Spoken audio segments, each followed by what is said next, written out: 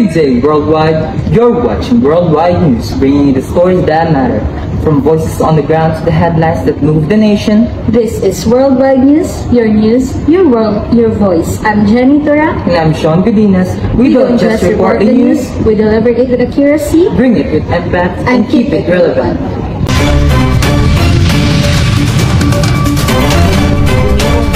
Nawala kung mapatak na ngayon sa 30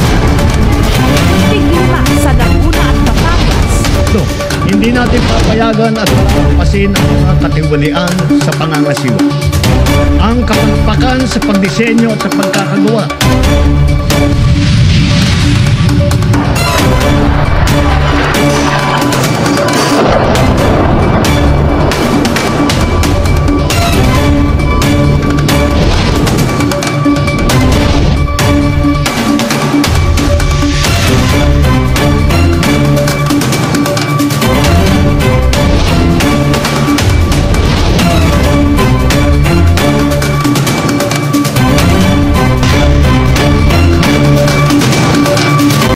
Discovery might finally provide solutions to one of the nation's most mysterious unresolved cases. Whistleblower Julie Patidugan, known as alias Totoy, started their already interred beneath Chaalim. In his affidavit, Totoy asserts that the 34 missing Sabongeros were choked with tire wire, put sand-filled bags, and thrown into the depths of Chaalim. He said, "How can they still be living if they're buried there?" That evidence resulted in a significant advancement. The Philippine Coast Guard retrieved 5 sacks from the lake, with the 2 of them holding bone fragments. Forensic team have now verified that the certain remains are human.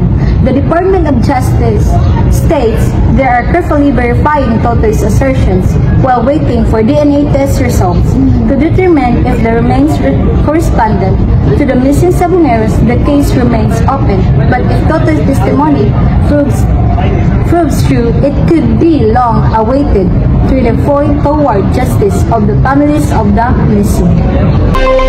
Audio Jungle. President Ferdinand Marcos Jr. prepares to deliver his fourth State of the Nation address. One issue remains front and center for many Filipinos: the rising cost of living.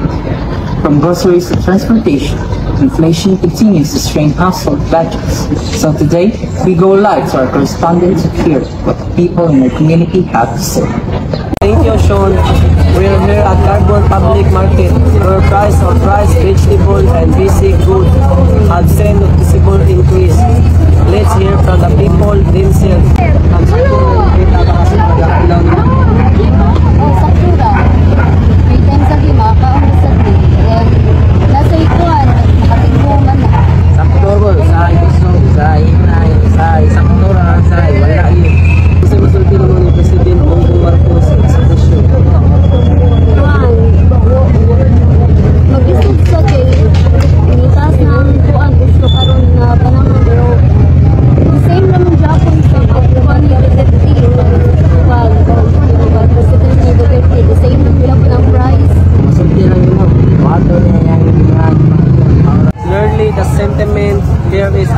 People want action, not just promise.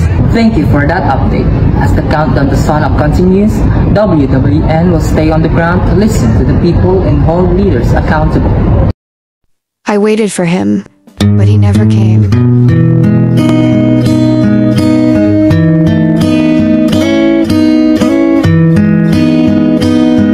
I thought he just left me.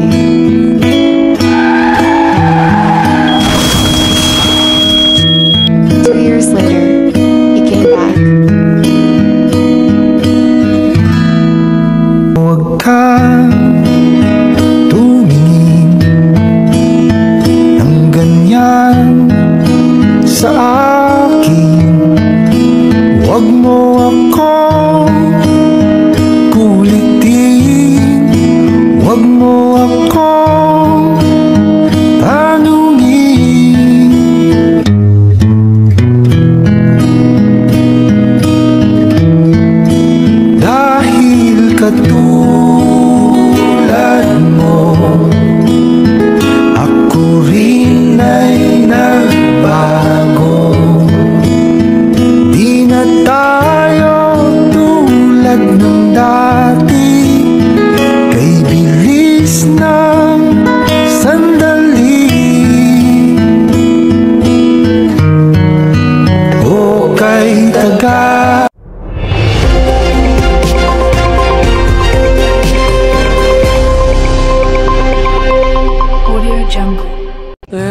Political tension escalates as Israel faces growing criticism over its ongoing military operations in Gaza.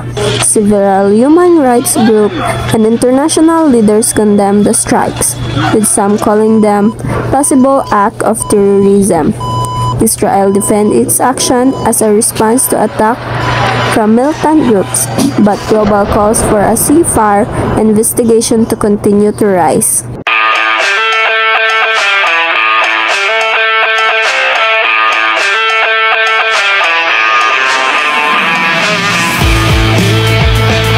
Veteran wingman Kevin Looney officially part ways with the Golden State Warriors.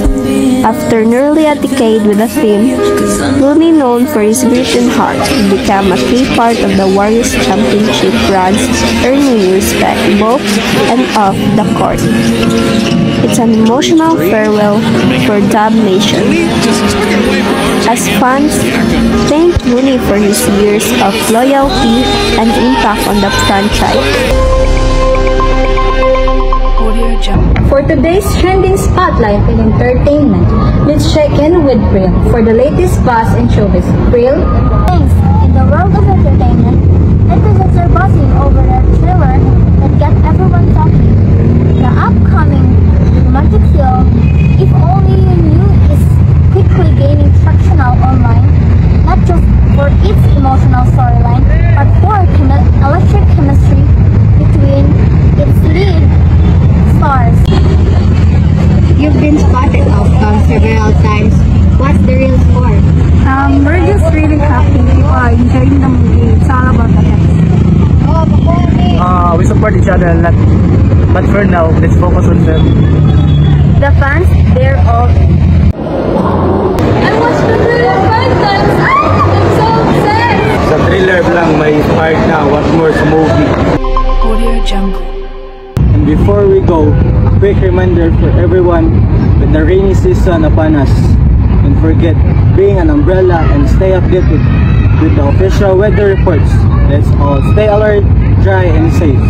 From stories that impact the nation, The voices deserve to be heard. We stand with you every step, every story. I'm Sean Godinez. And I'm Jenny Tora. This is Worldwide News. Your news, your world, your voice.